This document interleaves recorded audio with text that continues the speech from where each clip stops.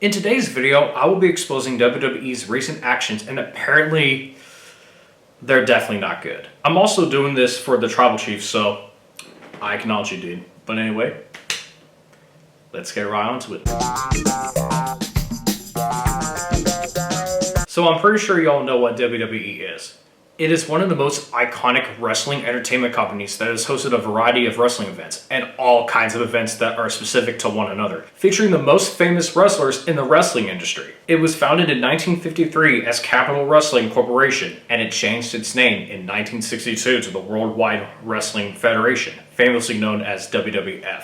And it was even purchased by this company called Titan Sports. When this company was new, especially back in the 50s and 60s, they had multiple wrestling stars that people adored, including Lou Thesz, Buddy Rogers, Berto Sammartino, and Bobo Brazil. In the 70s and 80s, you had Ric Flair, Andre the Giant, Dusty Rhodes, Roddy Howdy Piper, Billy Graham, Randy Savage, aka Macho Man, the Iron Sheik, and the most famous one that we all know and love, Hulk Hogan, or Hollywood Hogan, or Hulkster Hogan as I say. In the 90s, you had Bret Hart, Shawn Michaels, Stone Cold Steve Austin, Triple H, The Undertaker, and the final boss, Dwayne "The Rock" Johnson. The 2000s had also introduced us to a lot of more famous wrestlers that somewhat created a golden age for WWE, like Randy Orton, Kurt Angle, Brock Lesnar, Chris Jericho, Edge, Eddie Guerrero, Booker T, Batista, Chris Benoit, which he apparently did not unalive his family or himself from what I looked into, and what occurred to him and his family was still utterly tragic, but we'll talk about that here soon. And one of my all-time favorite wrestlers, John Cena. Additionally, in 2002, due to a lawsuit filed by Warner Brothers regarding the old logo that was designed extremely similar to the Warner Brothers logo,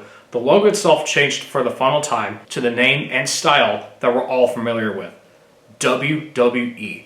AKA the World Wrestling Entertainment. And even the 2010s brought in some decent wrestlers like CM Punk, Roman Reigns, Braun Strowman, AJ Styles, Seth Rollins, Daniel Bryan, Rey Mysterio, Sheamus, Nikki Bella, Bayley and Becky Lynch, The Miz, Liv Morgan, Rhea Ripley, and Sasha Banks. Now, don't get me started on the 2020s. That decade is not even over yet. Over the decades, WWE has been entertaining its fans with thousands of events, from winning all kinds of WWE titles to smashing chairs to cheering on for your favorite wrestlers. And the fact that they're all about professional wrestling is what makes them unique. Almost like your average sport, but you're allowed to put your hands on your worst enemy, even if it's scripted. And what they're also known for is a variety of video games based on WWE that come out every single year. And trust me, my friend and I played some of those games together and they were kind of awesome. But what WWE is truly known for is their dark side, such as controversies involving people that work in the industry, the company itself, as well as wrestlers who are addicted to drugs and alcohol, etc., etc. And apparently that is something that we will be discussing in a moment. But here's the thing, I'd like to thank you all for supporting me throughout my birthday. It's been a hell of a lot of fun, and let's keep increasing the amount of subscribers, y'all. Thank you. So I'm sure you may have heard about this gentleman named Vince McMahon.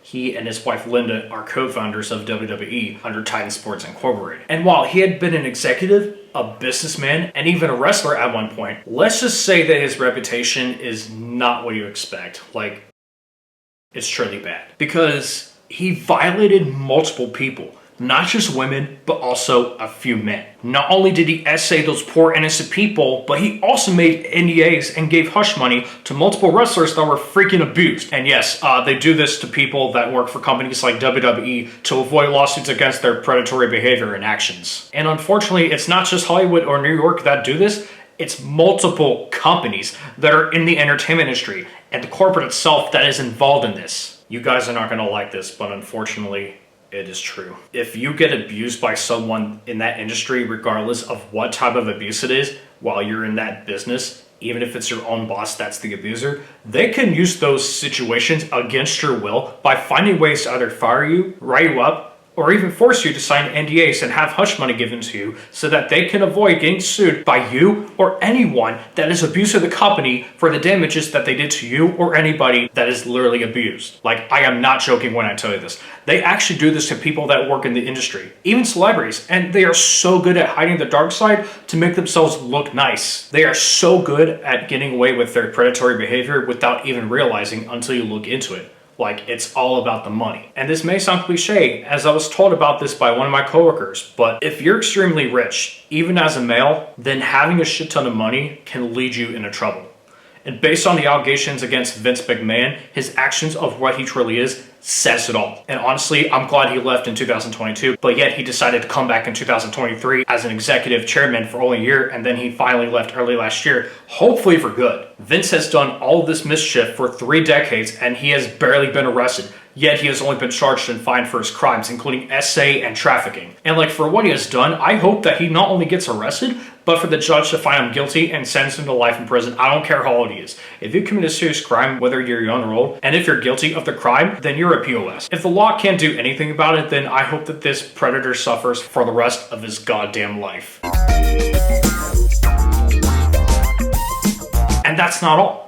He's not only the monster in the history of WWE, but there are also a couple of wrestlers that are considered monstrous. Like, for instance, Kevin Sullivan might have been the one that unalived Chris Benoit and his family. Sure, a lot of people say that Chris was a murderer in this case, but to be honest, after hearing stories about what really occurred, based on what a friend of mine was telling me, and after looking into every single video on this channel called Conspiracy Theories, which I highly recommend checking out, I think it is safe to say that the people who point out that Kevin Sullivan was involved in the Chris Benoit case are not delusional. I'm not going to share every single full-on detail, and I hope you hear us out on this, but the fact is, Sullivan hated Chris Benoit and made a threat to Benoit when he was a wrestler at WCW before he transferred to WWE. And I think this has a lot to do with him marrying Nancy Benoit as his wife, because Nancy was actually Kevin Sullivan's wife before she divorced him to be with Chris as her new soulmate. But when the bodies were found in the investigation, the case rushed quickly. I mean, seriously quickly. And like, the police did not look into everything to see who actually unalived the Benoit family. Not even the empty beer cans that they should have checked for DNA. And there was barely any blood in the crime scene photos that I will still not show regardless. And get this, there was a voice message made by Chris Benoit himself before he passed, where he sounded all tired and queasy, and his son could be heard screaming in the background in the middle of the voicemail, and it was not very close to where he was. And there was even a sound of a click in the middle of the voicemail. So that really adds up. Even the fact that they say Chris unalived himself with a heavy lifting weight machine that requires 4 to 5 people is bizarre. Sure, Benoit was strong, even if he was on steroids, but how the hell is that even possible for somebody to carry that machine that requires more than one person to lift it and drop it easily, as if it was suicide? Not to mention, this lady that made the 911 call when she found the dogs in Chris Benoit's backyard as the doors were opened by somebody after this tragedy, right when she got onto Chris Benoit's property and went into the house even though those doors were already open, when she noticed the dogs, and she only found Chris's wife Nancy and Chris's son dead. I mean, I'm sure she was frightened, but she did not check the basement to where she would have likely found Chris Benoit dead. And it sounds like to me that she didn't care for the Benoit family at all. And it shows. It's extremely devastating because Chris Benoit worked so hard on being a professional wrestler and focused on what he loved doing in his career that he actually won the Royal Rumble in 2004. He literally loved his family. And the fact that those popular cause of death rumors were written on Wikipedia a couple of days before the bodies were found. So clearly, it sounds like that Chris Benoit was set up. And having an autopsy saying that, oh, he had a mind of an 85-year-old.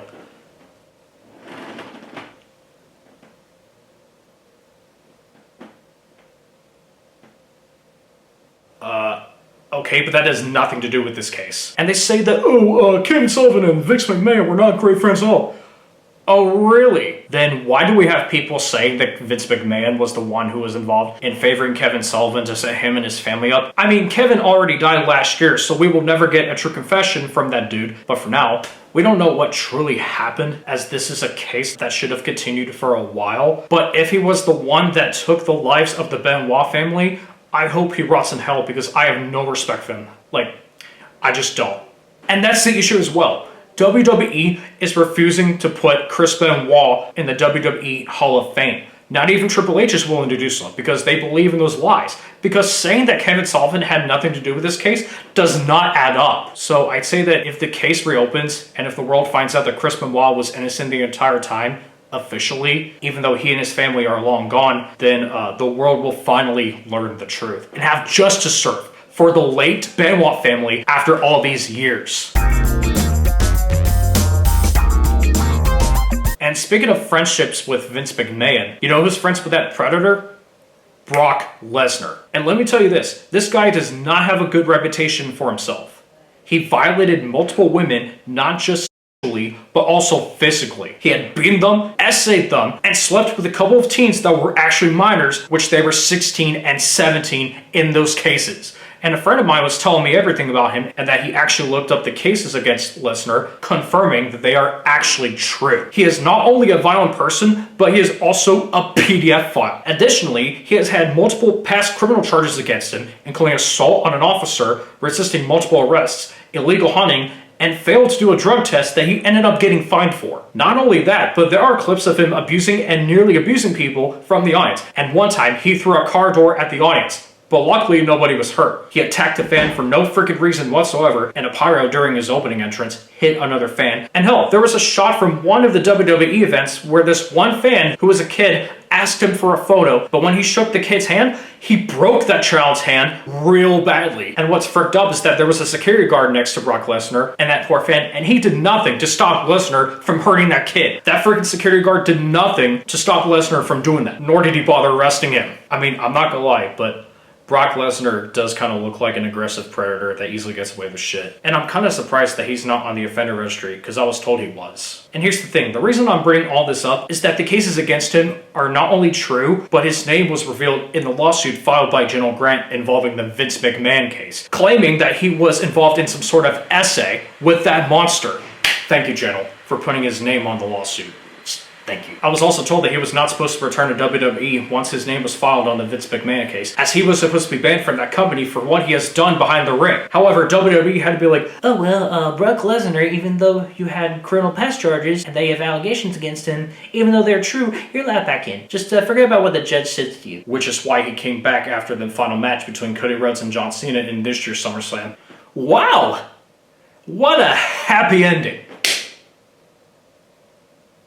Speaking of Cody Rhodes, he's basically another rookie that does not deserve to be part of WWE. He is a knockoff of his own father, Dusty Rhodes, who died 10 years ago. I get that he's doing this to honor his father's legacy, but he should come up with his own moves when it comes to wrestling. Not only that, but from what I was told is that he also violated women and a minor. And if you talk to a friend of mine, the tribal chief, about it, he'll get so talkative about it that you will learn a lot from that. And if you look at one of his past wrestling matches when he was part of a different wrestling company, it is with no doubt that Cody Rhodes actually went ahead and grabbed a woman's buttock who was also a wrestler. This basically explains why there's an investigation going on where Cody was actually involved in another essay along with his late father, Dusty Rhodes. But the thing is, they cannot prosecute Dusty because he's dead. There are rumors about him involved in the Vince McMahon case, but it seems like that Cody himself and those lawyers have denied the claim, saying that he's not named on the list, unlike Brock Lesnar. But they're like, oh no, Cody Rhodes didn't do any shit. So he only has to pay a fine, not being sent to jail for what he has done. And if this is true, but I don't think you guys understand this. And hell, even a friend of mine told me about this clip that he saw somewhere on X, where some fans saw some footage of Cody himself doing inappropriate things to a woman, and that woman in the video was screaming. And you know what that fan did? He cussed Cody out in person, saying, "F you," and Cody slaps the fan in the face, saying, "No, I'm not." Based on what I've heard, yeah, you are. Plus, I hate to admit, but he is not even better than John Cena, unlike what y'all think. It's like they never showed it on national television, and like I said before, WWE is really good at hiding their poor reputation. Although we don't know if he actually violated other women, but here's another thing that's the truth. Cody Rhodes is initially being sued for using his stage name in the trademark, The American Nightmare, which is basically the same name as a rock band that is named after, based in Massachusetts. And all I can say is, Cody, you should have came up with an original name or leave WWE completely like you did one time and then you suddenly came back. Not to mention, but Tiffany Stratton's personality as a wrestler is a knockoff of Barbie and uses the catchphrase "It's Tiffy time," which is very similar to one part of the lyrics in John Cena's song for his opening entrance that goes, "My time is up, my time is now." I wouldn't say that it's a ripoff when comparing those terms, but they're still similar no matter how you view it. I was surprised when John Cena kicked his ass towards the end of one of WWE's events this past spring, and the final boss, Dwayne Johnson, was there, and like he did nothing to save Cody, which was awesome. Imagine if Cody Rhodes would be here being all like, oh, I lost my title! I have to finish my story!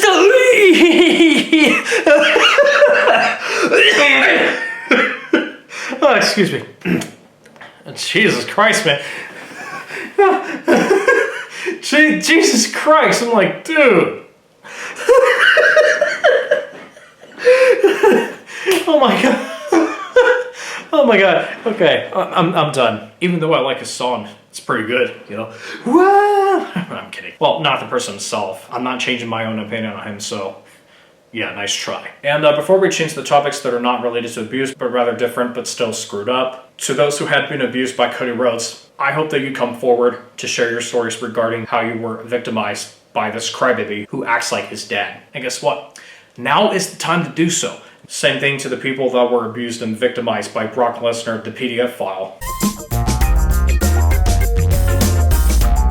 Now, moving on to Triple H.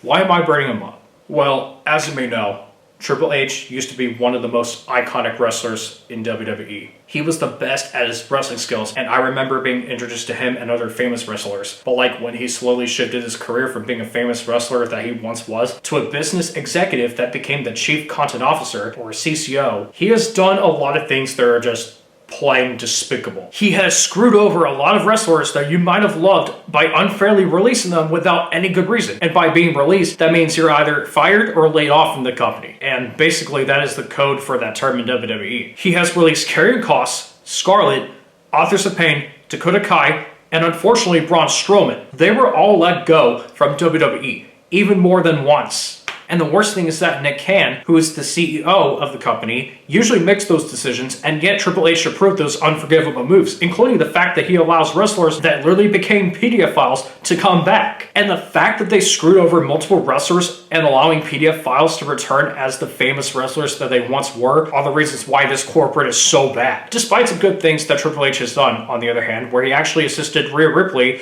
and Roman Reigns to become famous. If you're going to let multiple famous wrestlers go that are extremely talented, including the ones that were previously part of NXT that have only made very little mistakes, and bringing those predators back in the company, then what's the whole point of being a businessman? Well, the reason Triple H has been doing this business move as a piss poor excuse for those talented releases is not only the issues with contract renewals, but also the fact that they're doing this for money. Like, they make really good excuses to make unnecessary budget cuts for whatever they're doing. Once again, it's all about the money. And that's what most companies only care about, which should not be the only thing that they care about. With that being said, I think Triple H should have left WWE once he retired as a wrestler, like, permanently. So, there's one more topic that I'd like to discuss, and apparently this has changed the way we watch WWE nowadays. So I'm sure most of you have probably heard that WWE has made a 5-year deal with ESPN to stream future WWE events in that agreement starting next year in 2026. And unfortunately, it is not what we think it is. Apparently, if you watch any WWE event on ESPN, except Monday Night Raw that Netflix has the rights for, you are required as a subscriber to pay about $30, and it's basically what they call a quote-unquote pay-per-view. And sadly for the superfans, that includes WrestleMania. It's like nobody wants to spend money on watching WWE on TV. Unfortunately, they're doing this for a variety of reasons. It's their way to increase a larger sports audience, and even though Disney is not buying out WWE, I hate to say this, but Disney is financially involved in this situation. Plus, Disney had bought out ESPN and Hulu not too long ago. But like, how the hell would this affect Peacock's rights for WWE? Well, they're not entirely going away, but they are indeed discontinuing premium live events, so nobody is going to be able to watch WWE on Peacock when it goes live. Great. Honestly, this goes to show how greedy Disney is, especially since the pay-per-view is something that only rich people could afford. I mean, seriously, I just don't understand why they're doing this, because how is that going to help ESPN, WWE, and Disney with all this? Well, only financially if rich people are lucky to do so. But other than that, this is literally those 3 companies making every single WWE live event in this deal an upcharge event. Look, I get that WWE is slowly shifting gears from airing on cable TV, but if you're going to move your live events on streaming services, then I suggest that you should do it right. Because paying $30 just to watch WWE is freaking ridiculous. God damn. The pay-per-view should not be that necessary. And I highly doubt that we'll ever understand why companies think this is the best move that they would ever make. I'm like, what is this, Disney? It looks like that I've completely lost my trust in Disney because of this. And if I were the chief executive officer of WWE, I, Triple B, would have turned this deal down and find a different streaming service that does not require an upcharge for any subscribers that would be able to watch WWE aside from the monthly and yearly subscriptions. And there you have it. That's the rant video regarding WWE, focusing on my main issues with them. It's devastating because WWE used to be a great company that offered free live events and awesome wrestlers that many of us would occasionally watch on TV. Other than most sporting events, award ceremonies in Hollywood, Macy's Thanksgiving Day Parade, and even Dick's Rock and New Year's Countdown. But as of late, this company went from a beloved icon for fans as the way they would watch national television to a company that is a shell of its former self, as if it's a complete shithole filled with disgusting businesses and greed. And in conclusion, I hope that those predators that I just exposed get what they deserve for what they have done to their victims. Despite this, y'all, I'm done with this rant. And if you still want to watch wrestling events on TV, then I'd highly recommend you stick with WWE Monday Night Raw and stick with AEW, aka All Elite Wrestling. Because unlike WWE, AEW does not screw the wrestlers over, nor do they allow any predators to work for the company. And they're also way better than WWE in terms of in-ring performers and match quality. So yeah, dudes and dudettes, I hope you learned something from this vid and laughed your ass off as they recover from dealing with those monsters in WWE. Make sure you like, comment, subscribe, and share, and let's hope that WWE gets held accountable for its recent actions. Until then, this is Byron, signing off. Peace. I wonder if I should watch WWE The Dark Side of the Ring, so I need to watch it badly, so yeah.